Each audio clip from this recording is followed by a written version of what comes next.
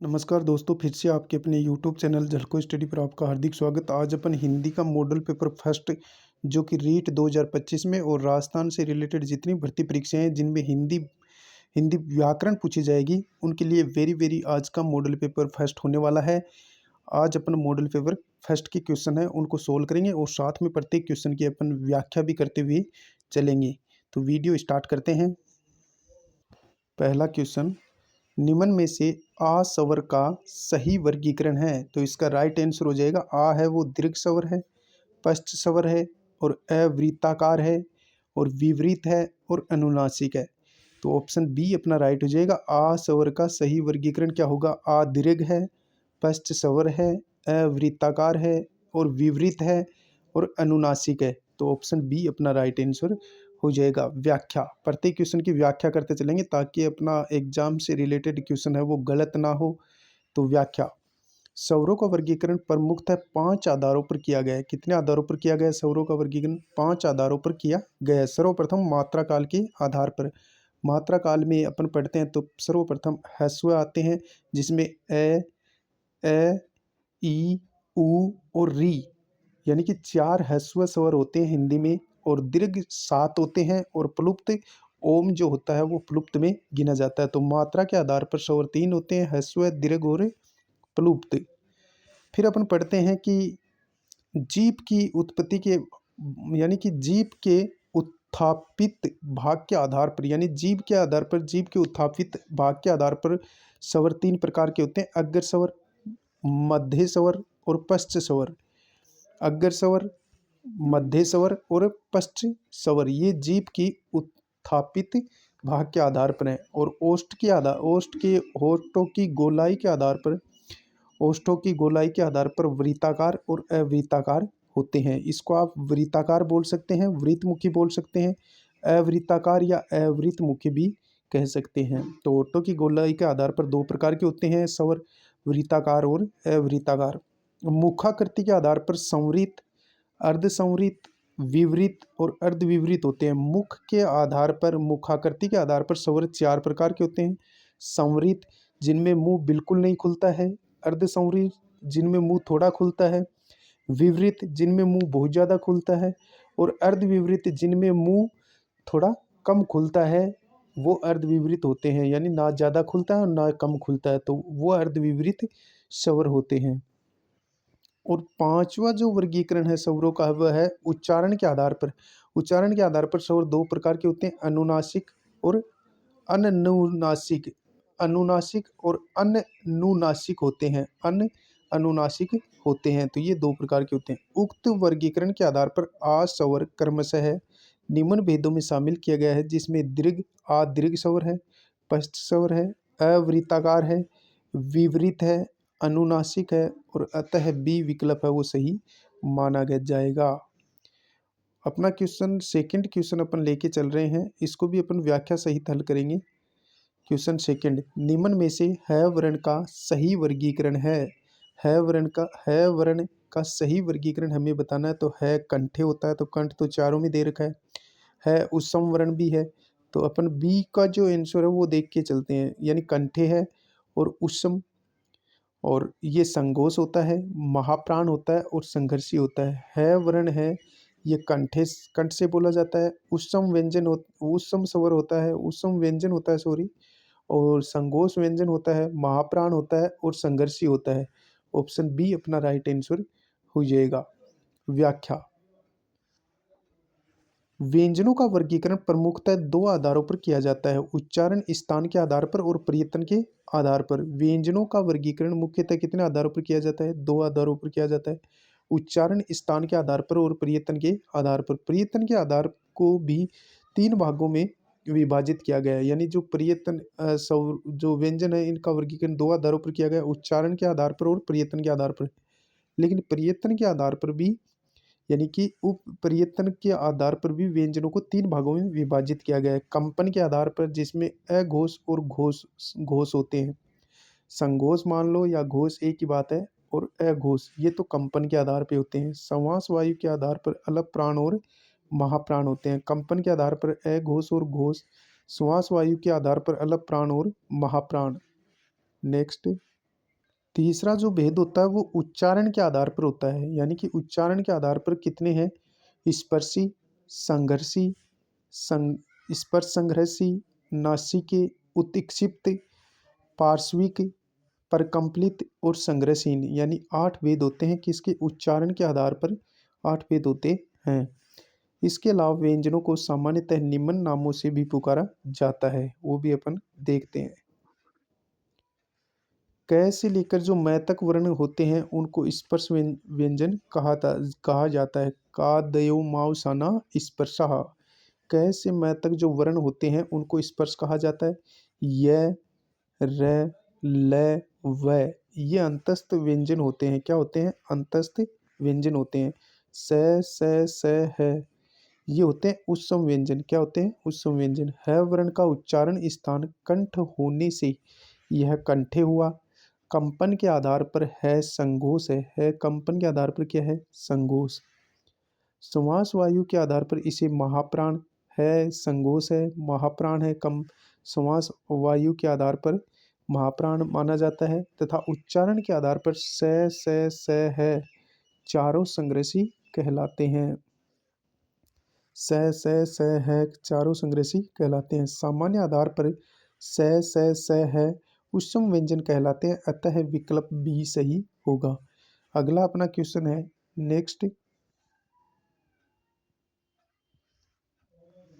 निम्न में से अल्पकंठे घोष वर्ण है। निम्न में से अल्पकंठे घोष वर्ण है। थोड़ा सा डीपली क्वेश्चन है ये। क, ख, ग, घ और ग, तो इसका राइट आंसर ग हो जाएगा। क्या हो जाएगा? ग। ये अल्पकंठे घोष वर्ण है। क्यों, कैसे, व्याख्या में अपन जानते हैं।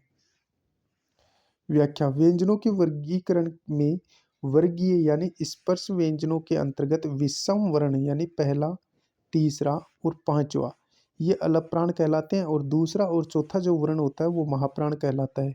यानी क और ख, क, ख, ग, घ, ड, इसमें क और ग और अड यानी पहला, तीसरा और पांचवा ये तो अलप्राण कहलाते हैं। और सम वर्ण यानी कि ख और घ दूसरा और चौथा जो वर्ण होता है वो महाप्राण कहलाते हैं। कंपन के आधार पर प्रत्येक वर्ग का पहला व दूसरा वर्ण अघोष तथा यानी कि कंपन के आधार पर प्रत्येक वर्ग का पहला और दूसरा वर्ण अघोष होता है। पहला और दूसरा वर्ण क्या होता है? अघोष। क और ख दोनों अघोष हैं तथा तीसरा, चौथा, पांचवा वर्ण घोष होता है या संघोष होता है। इस प्रश्न में अलप्राण कंठे संघोष वर्ण की पहचान करनी है, अतः विकल्प ए का क वर्ण अलप्राण एवं कंठे तो है परंतु संघोष नहीं है। विकल्प बी का ख वर्ग न तो अलप्राण है तथा न ही संघोष है। विकल्प द का घ वर्ण संघोष तो है परंतु अलप्राण नहीं है। ऐसी स्थिति में विकल्प स का ग वर्ण जो अलप्राण भी है, कंठे भी है तथा संघोष भी है, अतः विकल्प स ही सही माना जाएगा। नेक्स्ट अगला क्वेश्चन है निम्न में से कौन सा विकल्प सुमेलित नहीं है, ये हमें बताना है। ल पार्श्विक है, बिल्कुल सही है। ड के नीचे देखो, नीचे टिम की जो लगी होती है ड और ड ढक्कन वाला और ड डमरू वाला, दोनों के नीचे यदि छोटी टिमकी लगी होती है तो ये ताड़नजात होते हैं। इन्हें उत्क्षिप्त वर्ण भी बोला जाता है, ताड़नजात भी बोला जाता है। घ स्पर्शी है, यानी क से लेकर मैं तक वर्ण स्पर्शी होते हैं, तो ये भी सही है, ये भी सही है। च संग्रहशी नहीं है, च नहीं है, संग्रहशी नहीं है, च स्पर्श संग्रहशी है।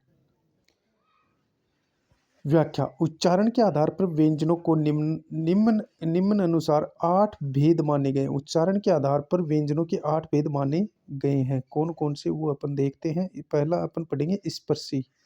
स्पर्शी होते हैं क से लेकर मैं तक, यानी कि टोटल वर्ण 25 स्पर्शी वर्ण होते हैं।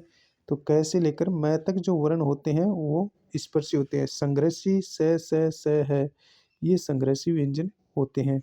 स्पर्श संग्रहशी च क्या है? स्पर्श संग्रहशी च, छ, ज, ज, ये क्या है? स्पर्श संग्रहशी। नासिक की ये है अड़, इण, ण, न, म, ये नासिक के वर्ण होते हैं। पार्श्विक पूछा जाए तो ल है। पार्श्विक व्यंजन कौन सा है? ल। परकम्पलित या लुठित जिसको कहा जाता है, लुंठित, वो र होता है। इसे परकम्पलित भी बोलते हैं और लुंठित भी बोलते हैं र को। उत्क्षिप्त या ताड़नजात अड और ड होते हैं, जैसा कि मैंने अभी बताया अड और ड होते हैं वो, यानी कि उत्क्षिप्त या ताड़नजात होते हैं। संग्रहहीन या अर्धस्वर, इसे ही संग्रहहीन बोलते हैं, इसे ही अर्धस्वर बोलते हैं। किसे? यह और वह को। यह और वह संग्रहहीन होते हैं और अर्धस्वर भी इन्हें कहा जाता है। इस आधार पर विकल्प द सही सुमेलित नहीं है, क्योंकि च वर्ण स्पर्श संग्रहशील न होकर इस क्योंकि च वर्ण इस संग्रहशील नहीं होकर स्पर्श संग्रहशील होता है। नेक्स्ट, अगला अपना क्वेश्चन है, जंगल, जंघा, जांग, जग, जगदीश, ज्यादा, इन शब्दों का सही शब्दकोश क्रम होगा। तो सर्वप्रथम आएगा जंगल, फिर आएगा जंगा, और फिर आ जाएगा जग, फिर जगदीश, फिर जांग, फिर ज्यादा। तो ऑप्शन सी अपना राइट आंसर हो जाएगा। व्याख्या, हिंदी शब्दकोश में वर्णों को निम्न क्रमानुसार स्थान दिया गया है। सर्वप्रथम अ आएगा और उसके ऊपर भी छोटी बिंदिया होती है। सर्वप्रथम ये वर्ण आता है, अ के ऊपर बिंदिया, फिर अ के ऊपर चंद्र बिंदु होगा, वो वर्ण आएगा, फिर अंग अह आएगा, और फिर अ आ ई उ री ए आई, अ आ ई उ री ए आई ओ आउ, और फिर क आएगा, फिर क्ष आएगा, फिर ख आएगा, फिर ग आएगा, फिर घ, फिर अड, फिर च छ ज झ, फिर ट ठ ड ढ, फिर त थ द ध, फिर त के बाद में थ नहीं आएगा, त्र आएगा, फिर थ, फिर द, फिर ध, फिर न, फिर प फ भ भ म, फिर ये र ल व, फिर स स्र, और स है। इस स के बाद में स्र आएगा। प्रश्नों में दिए गए का हम निम्नानुसार विश्लेषण कर सकते हैं। जैसे जंगल है, जंगल को कैसे लिखा जाएगा? जय है, जय के साथ यानी कि ए जुड़ा हुआ है तो ए पर बिंदिया है। फिर ग है तो ग में ए है, फिर ल है तो ल में भी ए है। फिर जंगा, जय, जय के ऊपर ए के साथ बिंदिया है, जय में ए निहित है तो ए पर बिंदिया, घ और घा है, ये जंगा है तो जय घ और आ हो गया।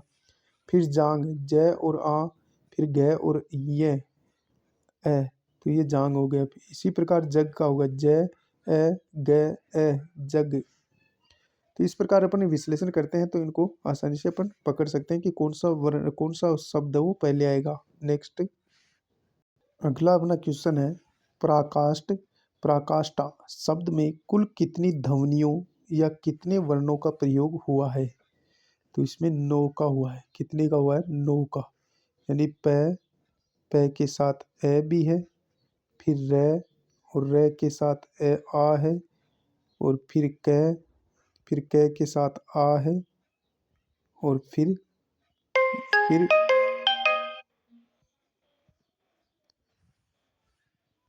तो इसका राइट आंसर हो जाएगा 9। यानी कि इसमें प्राकाष्ठा में कुल कितने शब्द हैं, यानी कुल कितने वर्ण हैं। वर्ण हमें पूछे गए हैं तो कुल 9 वर्ण है।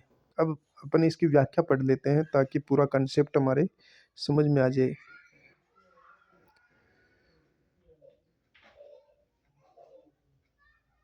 व्याख्या, किसी भी शब्द की कुल ध्वनियों का ज्ञात करने के लिए सर्वप्रथम शब्द का पूर्ण विश्लेषण कर लेना चाहिए।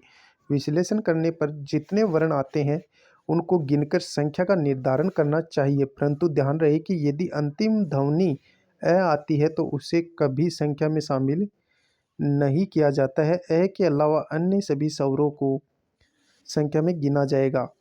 यदि अंतिम ध्वनि अ आएगी तो उसको नहीं गिना जाएगा। बीच में आने वाली सभी की जितनी भी ध्वनियाँ हैं उनको संख्या में शामिल किया जाएगा। यदि बीच में आ रहा है तो उनको शामिल किया जाएगा। जैसे प्राकाष्ठा शब्द का विश्लेषण करते हैं। प्राकाष्ठा प में ए भी है, फिर रे में आ भी है, फिर क में आ भी है, और फिर स, और स इसमें है दूरा है तो स आधा ही रहेगा, इसमें ए नहीं आएगा, और ठ, और फिर आ, प्राकाष्ठा। इस प्रकार इसका विश्लेषण करेंगे तो कुल 9 हो जाएंगे। ये वर्ण कितने हैं? 1 2 3 4 5 6 7 8 और 9, कुल 9 वर्ण है।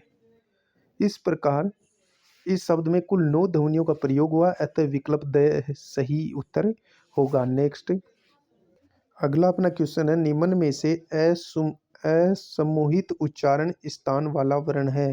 निम्न में से असमूहित उच्चारण स्थान वाला वर्ण है। ई, जय और ये तो तालु वर्ण है, लेकिन स है ये दंते है। स क्या है? दंते। तो अपना द आंसर राइट आंसर हो जाएगा। व्याख्या, इचुए सा नाम तालु। सूत्र के अनुसार ई, च, छ, ज, झ, ये और ये तथा स का उच्चारण स्थान क्या होता है? तालु होता है। जबकि लितूर साना नाम दंता यानी कि लरी और तय वर्ग, यानी सूत्र के अनुसार अपन देखते हैं त, थ, द, ध, न और ल तथा स का उच्चारण स्थान क्या होता है? दंत होता है। अतः विकल्प द है वो असुमिलित हो जाएगा, बाकी तालु वर्ण है। नेक्स्ट, अगला अपना क्वेश्चन है, निम्न में से किस वर्ण के उच्चारण में जीव्या एक तरफ लुढ़क जाती है और लुठित हो जाती है? तो इसको लुठित वर्ण किसे कहेंगे? र को। इसे परकंपलित भी कहते हैं और लुठित वर्ण भी, लुंठित वर्ण भी कहते हैं। व्याख्या, उच्चारण के आधार पर र वर्ण को परकंपलित या लुंठित वर्ण कहा जाता है, क्योंकि इसका उच्चारण करते समय जीभ किसी एक तरफ लुढ़क जाती है।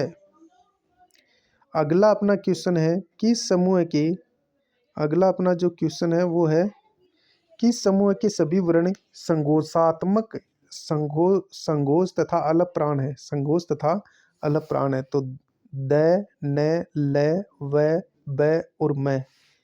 ऑप्शन सी अपना राइट आंसर हो जाएगा। व्याख्या, प्रत्येक वर्ग का तीसरा, चौथा, पांचवा वर्ण और ये, र, ल, व तथा है संघोष होते हैं। हमें पूछा संघोष और अलप प्राण। इस प्रकार प्रत्येक वर्ग का विषम यानी 1, 3, 5 वर्ण और ये, र, ल, व अलप प्राण होते हैं। इस आधार पर विकल्प स के सभी वर्ण संघोष भी हैं एवं अलप प्राण भी हैं। विकल्प अ में केवल घ वर्ण अलप प्राण नहीं है, जबकि विकल्प ब का कोई भी वर्ण न तो अलप प्राण है और न ही संघोष है। तो इस प्रकार अपना जो आंसर है वो स सही हो जाएगा। नेक्स्ट, अगला अपना क्वेश्चन है, श्री वर्ण का सही विश्लेषण है। तो ये बनेगा स और री से। पहला स आएगा तालव्य और री से बनेगा। श्री जो है ये जिसमें श्रृंगार लिखा जाता है, ये बनेगा स और री से बनेगा। नेक्स्ट, व्याख्या, तालव्य स के साथ र वर्ण का मेल होने पर संयुक्त अक्षर क्या बनेगा? श्र बनता है। तथा तालव्य स के साथ री स्वर का मेल होने पर श्री बनेगा, रूप बनता है। ध्यान रहे, इस संयुक्ताक्षर में र तथा री दोनों को एक साथ कभी भी नहीं लिखा जाता है। यही कारण है कि श्रृंगार, श्रृंखला आदि शब्द अशुद्ध माने जाते हैं। इसके शुद्ध रूप होंगे श्रृंगार और श्रृंखला। नेक्स्ट, अगला अपना क्वेश्चन है, जिन शब्दों के भाषा स्रोत अज्ञात रहते हैं वे हैं, तो वे होते हैं देशज। जिन शब्दों के भाषा स्रोत अज्ञात रहते हैं वे कौन से वर्ण होते हैं? वे शब्द देशज कहलाते हैं। जिनके भाषा स्रोत अज्ञात होते हैं वे देशज कहलाते हैं। व्याख्या, किसी क्षेत्र विशेष के स्थानीय लोगों के द्वारा अपनी आवश्यकता अनुसार रचे या बनाए गए शब्द देशज शब्द कहलाते हैं, परंतु ऐसे शब्द जिनकी उत्पत्ति के संबंध में किसी भी ग्रंथ या शास्त्र में अर्थात कहीं पर भी उल्लेख नहीं होता है, उन्हें भी देशज शब्दों की श्रेणी में रखा जाता है। नेक्स्ट, अगला अपना क्वेश्चन है, निम्न में से किस समूह में कर्मशः है तत्सम, तद्भव, देशज और विदेशी शब्दों का प्रयोग हुआ है? फिर से देखो क्वेश्चन को, निम्न में से किस समूह में कर्मशः तत्सम भी है, तद्भव भी है, देशज भी है और विदेशी शब्दों का प्रयोग हुआ है? आमलक अपन देखें तो तत्सम है, ऊंट तद्भव है, उष्ट्र हो जाएगा इसका तत्सम, खिड़की है ये देशज है और औरत विदेशी शब्द है अरबी भाषा का। तो ऑप्शन ए अपना राइट आंसर हो जाएगा। व्याख्या, आमलक शब्द संस्कृत भाषा में आंवले के लिए प्रयुक्त हुआ है। आंवला है ये तद्भव है। अतः तत्सम शब्द है। ऊंट शब्द संस्कृत में उष्ट्र शब्द का परिवर्तित रूप है, अतः यह तद्भव शब्द है। खिड़की शब्द की उत्पत्ति का कहीं भी उल्लेख प्राप्त नहीं होने के कारण इसे देशज शब्द माना गया है। औरत अरबी भाषा से ग्रहित होने के कारण ये विदेशी शब्द है। नेक्स्ट अगला अपना क्वेश्चन है, किस समूह में सभी शब्द तत्सम हैं? किस समूह में सभी शब्द हैं वो तत्सम है? इसमें देखो आम्र, शिशु, ज्येष्ठ, आंवला, ये तद्भव आ गया, तो ये तो नहीं है। आम, आंवला आ गया इसमें, तो ये भी तद्भव है, तो ये भी नहीं है। लेकिन ये इसमें सी ऑप्शन है, इसमें देखते हैं श्रावण, श्रेष्ठी, साटिका, अम्लिका, दाडिम और सूर्य। ऑप्शन सी अपना राइट आंसर हो जाएगा, जिसमें सभी तत्सम है। श्रावण, श्रेष्ठी, साटिका, अम्लिका, दाडिम और सूर्य, ये सभी क्या है? तत्सम। व्याख्या, विकल्प स के सभी शब्द संस्कृत भाषा के होने के कारण तत्सम शब्द है, जबकि विकल्प ए में आंवला जो शब्द है वो तत्सम नहीं तद्भव है, इसका तत्सम रूप आमलक होता है। विकल्प ब में प्रयुक्त सभी शब्द तद्भव हैं, जब विकल्प द में प्रयुक्त सभी शब्द विदेशी हैं, तो ऑप्शन सी अपना राइट आंसर हो जाएगा। नेक्स्ट अगला अपना क्वेश्चन है, निम्न में से किस विकल्प में तत्सम तद्भव का सही प्रयोग नहीं हुआ है? ये हमें बताना। आजकल ऐसे क्वेश्चन ट्रेंडिंग में होते हैं। कंगन, कंगन, कंगन, कंगन, आश्चर्य, अचरज हो गया, ये तो सही है। साक्षी का साक्षी हो गया, ये भी सही है। कंदुक का गेंद हो गया, ये भी सही है। लेकिन कंगन और कंगन का कंगन, ये तत्सम नहीं है, यानी कि तत्सम तद्भव का सही प्रयोग इसमें नहीं हुआ है। व्याख्या, विकल्प ए में तत्सम तद्भव का सही प्रयोग नहीं हुआ है, इसका यहाँ इनका प्रयोग विपरीत क्रम अर्थात तद्भव या तत्सम के रूप में हुआ है। अन्य विकल्पों में पहले तत्सम तदुपरांत तद्भव शब्द प्रयुक्त हुए हैं, यानी कि ये लिखा तो सही गया लेकिन इसको उल्टा लिख दिया। कंगन है ये तो होगा तत्सम और कंगन हो जाएगा तद्भव। जो अनय है ये तो होगा तत्सम और ये होगा तद्भव, ये इधर लिखा जाता तब ये सही होता, तो ऑप्शन ए अपना राइट आंसर हो जाएगा। नेक्स्ट अगला अपना क्वेश्चन है, निम्न में से तत्सम शब्द है, तो तत्सम नयन है। नारियल, इसका नारिकेल हो जाएगा, और इसका मछली मत्स्य हो जाएगा, और प्यास का पिपासा हो जाएगा। जबकि नयन है वो तत्सम शब्द है। नयन का क्या होगा? नयन शब्द संस्कृत भाषा में प्रयुक्त होने के कारण तत्सम माना जाता है, जबकि नारियल, प्यास और मछली शब्द तद्भव है। इसके तत्सम क्रम से नारिकेल, पिपासा और मत्स्य होते हैं, जबकि नयन का क्या हो जाएगा? नेत्र हो जाएगा तद्भव। नेक्स्ट, निम्न में से किस समूह में सभी शब्द में व्यक्तिवाचक संज्ञा का प्रयोग हुआ है? व्यक्तिवाचक संज्ञा का प्रयोग हुआ है वो भी अपन देख लेते हैं, तो ऑप्शन बी अपना राइट हो जाएगा। पूजा, भारत, राजस्थान, करौली, हिंडोन सिटी और मनोज, इसमें यानी कि व्यक्तिवाचक संज्ञा का प्रयोग हुआ है।